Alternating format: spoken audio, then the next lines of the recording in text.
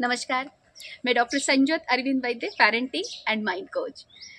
हमने पिछले एपिसोड में देखा था कि कैसे वह जंगल में वो शेर सिंह ने स्कूल शुरू किया था और वहाँ पे सब जानवरों ने अपने बच्चे का एडमिशन तो करवाया था, लेकिन एक एक एक एक करते वो एडमिशन उन्होंने रिमूव भी कर दिया।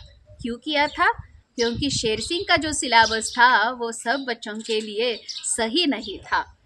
लेकिन हम तो ऐसा ही करते हैं ना, हम इंसान होने के बावजूद भी हम बच्चे को ऐसे स्कूल में डालते हैं जहाँ पे हर एक बच्चे के लिए सेम सिलेबस है। तब हमने एक जो वर्ड था वो जान लिया था, मल्टीपल इंटेलिजेंसी की थ्योरी, जो डॉक्टर हार्वर्ड गार्डनर इन्होंने दुनिया के सामने लाई थी। क्या थी ये मल्टीपल इंटेलिजेंसी की थ्योरी? आज के एपिसोड में हम वो जानने की कोशिश करेंगे।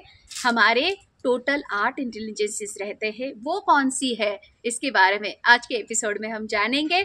लेकिन अगर आपने मेरा ये चैनल सब्सक्राइब नहीं किया है तो आज अभी इसे सब्सक्राइब कीजिए, क्योंकि आने वाले दिनों में भी आप कई सारे टॉपिक पे अलग अलग वीडियोस देखने वाले हैं, जिससे आपके पेरेंटिंग में भी आपको बहुत ज़्यादा हेल्प होगी।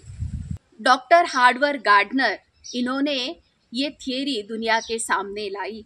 इसको मल्टीपल इंटेलिजेंसी की थ्योरी या बहुबुद्धि का सिद्धांत कहा जाता है।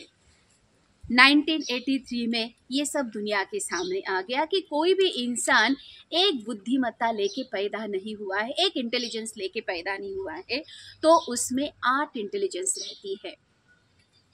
डिफरेंट इंटेलिजेंस रहती है। उसमें से कुछ बहुत अच्छे से डेवलप हुई है, कुछ थोड़ी कम होती है, सब एक सरीके नहीं होते हैं। तो हर एक की जो बुद्धिमत्ता है, इंटेलेक्ट है, इंटेलिजेंस है, वो अलग अलग है। तो कौन कौन सी है ये सब इंटेलिजेंसीज? तो पहली है भाषिक, लिंग्विस्टिक इंटेलिजेंसी।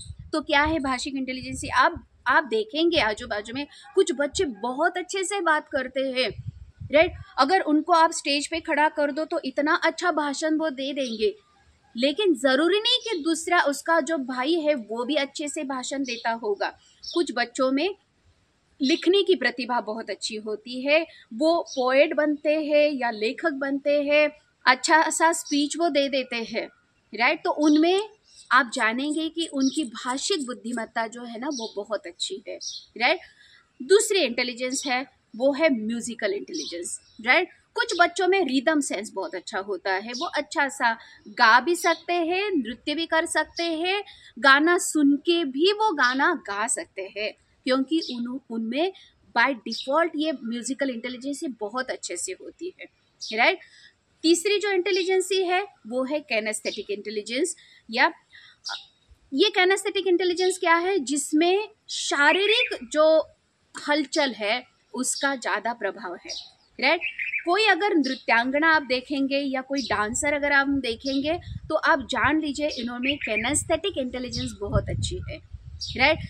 अगर कोई स्पोर्ट्स पर्सनालिटी आप देखते हैं तो जानिए कि इसमें कैनेस्थेटिक इंटेलिजेंस को बहुत अच्छी है, राइट? सो ये एक तीसरी प्रकार की इंटेलिजेंस है जहाँ पे शारीरिक हलचल जो है ना इसका प्रभाव बहुत ज़्यादा होता है। चौथा जो प्रकार हम देखेंगे वो है विजुअल इंटेलिजेंस या दृश्य इंटेलिजेंस या बुद्धिमत्ता। क्या है इसमें? कुछ बच्चा जो है ना वो देख के समझ जाता है, दृश्यों को देख के जान जाता है, वो दृश्यों को देख के उसका ड्राइंग बना सकता है, हूबहू वैसा ही वो चित्र बनाएगा। वो बहुत अच्छा आर्टिस्ट रहता है, चित्रकार रहता है, शिल्पकार रहता है। ये बच्चे आगे जाके कोई आर्किटेक्ट बन सकता है, कोई इंटीरियर डिज़ाइनर बन सकता है, कोई और भी एरिया में जो डिज़ाइनर्स है ना, आजकल हर एक चीज़ के लिए हमें डिज़ाइनर की ज़रूरत पड़ती है, ये बच्चे उस एरिया में या उस करियर में जा सकते हैं, राइट? पांचवी जो इंटेलिजेंस है वो है लॉजिकल इंटेलिजेंस। तो लॉजिकल इंटेलिजेंस क्या है? ये ना तार्किक इंटेलिजेंस है, बुद्धिमत्ता है, लॉजिक लगा सकते हैं, राइट? सो लॉजिक से करेंगे, इनका मैथ्स बहुत अच्छा होता है, लॉजिकली सब सारे सम जो है सॉल्व कर सकते हैं, उंगलियों को उनको मैथ आता है। एक बच्चे को मैथ बहुत अच्छे से आता है लेकिन दूसरे को नहीं आता है तो पेरेंट्स नाराज है। लेकिन आप ये सोचिए कि इसकी लॉजिकल इंटेलिजेंस बहुत हाई है, बहुत अच्छे से डेवलप हो गई है, दूसरे की नहीं हुई है। दूसरे की शायद लिंग्विस्टिक इंटेलिजेंस बहुत अच्छे से डेवलप हो गई है, राइट? उसके आगे जो है वो है नेचुरलिस्टिक या प्राकृतिक इंटेलिजेंस, राइट?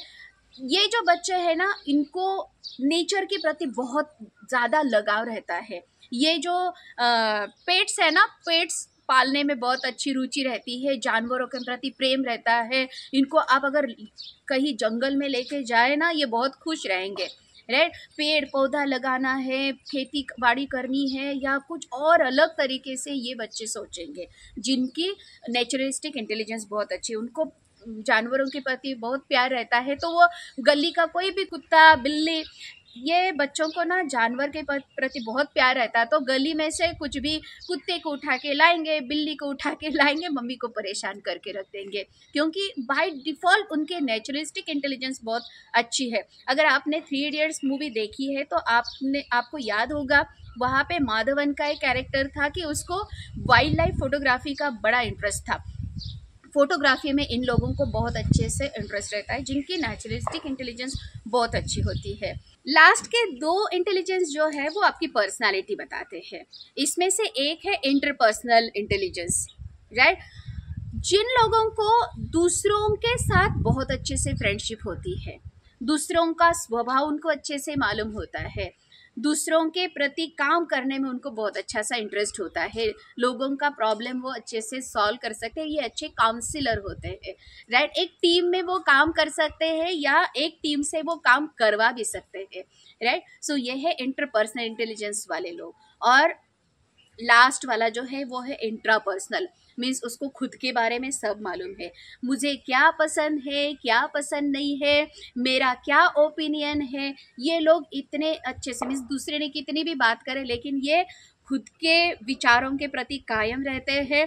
ज़्यादा से ज़्यादा उनको मालूम है उनकी लाइकिंग के बारे में, उनको वो बहुत फोकस रहते हैं, मुझे लाइफ में कहाँ लेके जाना है। यहाँ पे क्या होता है, तो अब देखो 2 पर्सनैलिटी जो मैंने बोली है, सपोज ब्रदर एंड सिस्टर है, या 2 ब्रदर्स है या 2 सिस्टर्स है, उसमें से एक है इंटरपर्सनल वाली और एक है इंट्रापर्सनल वाले, राइट। सो जो इंटरपर्सनल वाले हैं ना, तो कोई घर में अगर मेहमान आ गए तो ये इमीडिएटली बाहर जाएंगे, उनके साथ बात करेंगे, अंकल कहाँ से आए हैं, आप क्या करते हैं, मैं आपके लिए पानी लेके आऊँ क्या, मैं ये करूँ क्या, वो करूँ क्या। मम्मी डैडी आने तक ये लोग उनके साथ बात करना शुरू कर देंगे, उनको एकदम कंफर्टेबल करेंगे। या स्कूल में भी है ना, वो ग्रुप में बात करते हैं, बहुत ज़्यादा फ्रेंड्स बनाते हैं, ग्रुप इवेंट्स में पार्टिसिपेट करते हैं। लेकिन दूसरे जो इंट्रापर्सनल वाले हैं, वो किसी से बात करना नहीं पसंद करते, वो अकेले रहना पसंद करते हैं, खुद का काम बड़े ध्यान से करेंगे।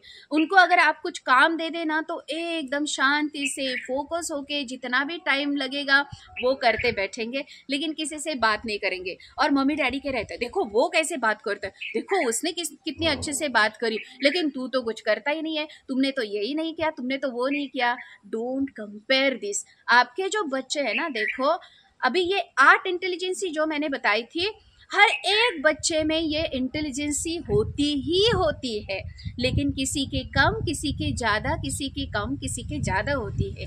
किसी में म्यूजिकल इंटेलिजेंसी बहुत अच्छी होगी, वो गाना गाएगा, वो इंस्ट्रूमेंट बजाएगा, लेकिन ज़रूरी नहीं कि वो स्विमिंग भी करे, या ज़रूरी नहीं वो कोई स्पोर्ट्स एक्टिविटी में भी पार्ट ले। लेकिन आप कंपेयर करके उसको जबरन स्पोर्ट्स एक्टिविटी में मत डालिए। कोई है बहुत अच्छा सा स्पोर्ट्स पर्सनैलिटी, लेकिन जबकि आपकी इच्छा है या उसका बड़ा भाई गाना गाता है, इसलिए उसको आप कोई म्यूजिकल क्लास में मत भेजो, उसमें वो म्यूजिकल इंटेलिजेंसी है ही नहीं। हर एक को पालतू जानवर पसंद नहीं आते हैं, तो आप अपने बच्चे का जो इंटेलिजेंस है ना, जो पैटर्न है, वो जानने की कोशिश करिए, और उनके हिसाब से, उनकी जो बुद्धिमत्ता है उसके हिसाब से उनको अगर आप डेवलप करेंगे तो हम एक बेस्ट बच्चा जो है ना, वो उसको हम तैयार कर सकते हैं।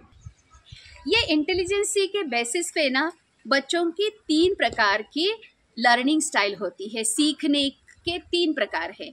एक है ऑडिटोरियल लर्नर। सो ये ऑडिटोरियल लर्नर कैसे रहते हैं, आप उनको कुछ भी सिखा दो, आप उनको कुछ भी सुना दो, वो इमीडिएटली ग्रास्प कर देंगे, क्योंकि उनका ऑडिटोरियल लर्नर स्टाइल है, राइट। सुन के वो सीख सकते हैं। दूसरी जो स्टाइल है वो है विजुअल लर्नर। अगर किसी की विजुअल इंटेलिजेंसी बहुत अच्छी है, तो अगर आप उनको चित्र दिखा देंगे ना, तो वो इमीडिएटली याद रखते। अगर आप बोलेंगे ना कि किसी मूवी को आप चले जाओ, वो कितनी भी पुरानी आपने देखी हुई है, तो आज भी आपको वो विजुअल इंटेलिजेंसी से आज भी याद होगा कि क्या हुआ था, कैसे हुआ था, राइट। मेरी बेटी का एक एग्जांपल मैं आपको देती हूँ। मेरी बेटी को ना जब वो क्वेश्चन आंसर्स लिखती थी तो वो क्या करती थी, वो जो नोटबुक ना पूरा पेज ऐसा खोलती थी, और अगर कोई पोएम है तो वो पोएम को वो एक पिक्टोरियल फॉर्म में, एक चित्र में वो वहाँ वो पेज पे ना ड्रॉ करती थी एकदम लाइट कलर से, और उसके ऊपर फिर वो क्वेश्चन आंसर्स लिखती थी। तो उसको वो चित्र याद है। एक पोएम उसने अभी क्या किया, एक पूरे चित्र में उसने कन्वर्ट कर दिया। वो पहले ड्राइंग बना दिया, उसके ऊपर उसने क्वेश्चन आंसर्स लिख दिए, तो उसको क्वेश्चन आंसर्स इस तरह से याद रहते थे। उसके काफ़ी सारे नोटबुक्स हमने फिर संभाल के रखे थे। विजुअल मीन्स आप कुछ दिखा देंगे तो वो सीखेंगे। और तीसरा जो है वो कैनेस्थेटिक लर्नर की कृति से आप जानेंगे या आप कुछ करके देखेंगे तो आप सीख सकते हैं, राइट। अगर स्कूल ये तीनों चीज़ों पे ध्यान देती है तो आपको बच्चों को सिखाना बहुत इजी हो जाएगा, क्योंकि आपके स्कूल में सभी ऑडिटोरियल लर्नर भी नहीं है, आपके स्कूल में सभी विजुअल लर्नर्स भी नहीं है, और आपके स्कूल में सभी कैनेस्थेटिक लर्नर भी नहीं है। अगर आप ये जान लेंगे या ये फाइंड आउट करेंगे, मेरा जो बच्चा है, मेरा जो स्टूडेंट है या मेरा जो बच्चा है ना, वो किस तरह से उसकी लर्निंग स्टाइल है, ये अगर आपको पता चलेगा तो आप वो फाइंड आउट करके उस हिसाब से उसको सिखा सकते हैं या उस हिसाब से उसको एनकरेज कर सकते हैं। कोई भी बच्चा कम बुद्धिमत्ते वाला नहीं है, लेकिन आपको जो एक्सपेक्टेड रहता है, नहीं साइंस एंड मैथ्स वाले होशियार है और लैंग्वेज वाले होशियार नहीं है, ये आप दिमाग से निकाल दीजिए। अगर कोई लैंग्वेज वाला भी है, उसको आप एनकरेज करेंगे तो वो भी कहीं से कहीं पहुंच जाएगा। अगर आपका बच्चा कैनेस्थेटिक इंटेलिजेंसी वाला है, आप सचिन तेंदुलकर का एग्जाम्पल क्यों नहीं सामने रखते। सचिन तेंदुलकर कैनेस्थेटिक इंटेलिजेंसी वाला था, तो उसको उसके पेरेंट्स ने एनकरेज किया। उन्होंने ये नहीं बोला कि तुझे मैथ्स नहीं आता या तुझे इंग्लिश नहीं आता। शायद उसकी लिंग्विस्टिक इंटेलिजेंसी इतनी पावरफुल नहीं थी या उसकी लॉजिकल इंटेलिजेंसी इतनी पावरफुल नहीं होगी, लेकिन कैनेस्थेटिक था तो उसको एनकरेज कर दिया। आज सचिन ने जो भी करिश्मा किया है। लता मंगेशकर के मार्क्स किसी को नहीं मालूम, लेकिन लता मंगेशकर की म्यूजिकल इंटेलिजेंसी बहुत अच्छी थी, ये हम जानते हैं, क्योंकि आज भी उनके जाने के बाद भी हम उनके जो गाने हैं वो बड़ी प्यार से सुनते हैं। हर एक का अपना अपना नेचर है, हर एक का अपना अपना इंटेलिजेंस है। अगर हम ये जानेंगे तो हमें पेरेंटिंग करना बहुत इजी हो जाएगा। अगर आपको जानना है कि आपका बच्चा कौन सा इंटेलिजेंस लेके पैदा हुआ है या आपके बच्चे की स्ट्रेंथ क्या है, आपके बच्चे की ताकत क्या है, तो ये जानने के कुछ टूल्स है, कुछ माध्यम है जिसकी मैं आपको हेल्प कर सकती हूँ। अगर आपको सच में ये जानना है तो आप कमेंट बॉक्स में लिख लीजिए कि मुझे ये जानना है, या डिस्क्रिप्शन में मैं एक नंबर आपको दे दूँगी, उस नंबर पे आप कांटेक्ट कर सकते हैं, तो हम आपको उसका लिंक भी भेजेंगे। और आपका बच्चा कौन सी इंटेलिजेंस लेके पैदा हुआ है, ये हम आपको पूरा आपको रिपोर्ट हम दे देंगे, राइट। ये जानने के बाद क्या होगा, ये जानने के बाद आपको आज पता चलेगा कि आपका बच्चा कौन सा करियर कर सकता है या कौन से करियर में उसकी ग्रोथ है या कौन से करियर में वो द बेस्ट हो सकता है।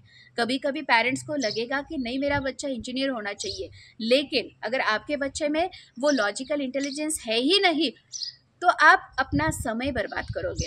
आपको लगेगा नहीं नहीं मेरा बच्चा एक अच्छा सिंगर होना चाहिए, लेकिन अगर आपके बच्चे में म्यूजिकल इंटेलिजेंस है ही नहीं तो आप अपना समय बर्बाद कर रहे हो, राइट।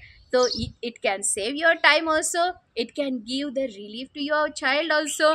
आपके बच्चा भी आपसे बहुत प्यार से बात करेगा या आप भी ये जानेंगे, तो खामखा की एक्सपेक्टेशन आप अपने बच्चे से नहीं रखेंगे। अगर आपको ये वीडियो पसंद आया है तो प्लीज़ इसे लाइक करिए, आपके फ्रेंड्स रिलेटिव्स इनसे आप शेयर कीजिए। अगर आपको ये वीडियो पसंद आया है तो प्लीज़ इसे लाइक कीजिए, आपके फ्रेंड्स रिलेटिव्स इनके साथ इसे शेयर कीजिए। अगर आपको किसी और भी टॉपिक पे वीडियो चाहिए तो प्लीज़ आप कमेंट बॉक्स में लिख के दीजिए। अगला जो एपिसोड होगा वो भी मैं पेरेंटिंग पे ऊपर लेने वाली हूँ कि बच्चे का माँ के गर्भ में कैसा विकास होता है, ये बुद्धि का विकास कहाँ होता है, कब होता है, कितने साल तक होता है, ये सब बातें हम अगले वीडियो में करेंगे। तब तक के लिए मैं आपसे विदा लेती हूँ। Thank you so much.